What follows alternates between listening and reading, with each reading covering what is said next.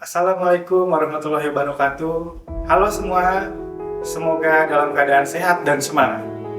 Sebelum mulai, satu pertanyaan, siapa di sini yang pernah bikin video vlog, TikTok, atau dokumentasi liburan? Terus ada satu klip favorit yang akhirnya kalian hapus karena tidak nyambung sama ceritanya. Nah, bagi kalian yang pernah merasakannya, selamat! Kalian sudah lebih dulu menjadi editor yang bertanggung jawab. Nama saya Mardika Maulana Syarif dengan NIM 057731213 UP BJJ Kota Bandung.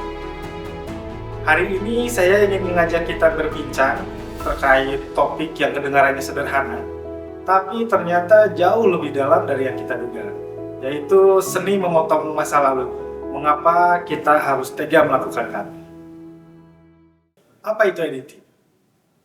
Editing adalah proses kreatif menyusun potongan sebuah gambar yang belum terhubung menjadi satu cerita yang menarik. Bayangkan kalian punya 200 keping puzzle di meja. Semua kepingannya benar, semua bagian dari gambar yang sama. Tapi kalau ditaruh sembarangan, itu bukanlah puzzle, itu tumpukan keping. Editing adalah menemukan kepingan yang tepat di urutan yang tepat sehingga gambar besar itu akhirnya terlihat. Editing bukan sekadar memangkas durasi. Editing adalah mengelola emosi penonton detik demi detik. Dan dari sinilah konsep paling penting dalam editing lahir. Ada seorang editor legendaris bernama Walter Mitty, orang di balik film The Godfather. Dalam bukunya In the Blink of an Eye, dia menulis sebuah aturan yang disebut Rules of Six. 6 kriteria utama di dalam keputusan editing. Yang pertama ada emosi, lalu story, rhythm, address, to be planned, 3D space. Lihat, emosi menduduki posisi pertama dengan 51%. Lebih dari setengah keputusan editing harus didasarkan pada satu pertanyaan. Bagaimana potongan ini akan mempengaruhi perasaan penonton? Masih dari Walter Mitty, ada konsep yang ia sebut The Blink Theory. Secara biologis, manusia berkedip bukan hanya untuk melembabkan mata, tapi sebagai penanda perpindahan fokus atau emosi. Mitty menemukan bahwa cut yang sempurna harus selaras dengan momen kedipan alami penonton. Ketika timingnya tepat, penonton tidak akan sadar ada perpindahan gambar. Semua terasa mengalir dan natural. Mengapa kita harus berani cut? Sekarang, pertanyaan paling mendasar. Kenapa kita harus tega melakukannya?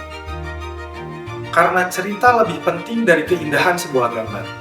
Setiap kali ragu, tanyakan satu hal. Apakah klip ini mendorong alur cerita? Jika tidak, ia harus. Sebagus apapun, seindah apapun, semewah apapun, lightingnya, kameranya, angle-nya, apapun itu harus bukan.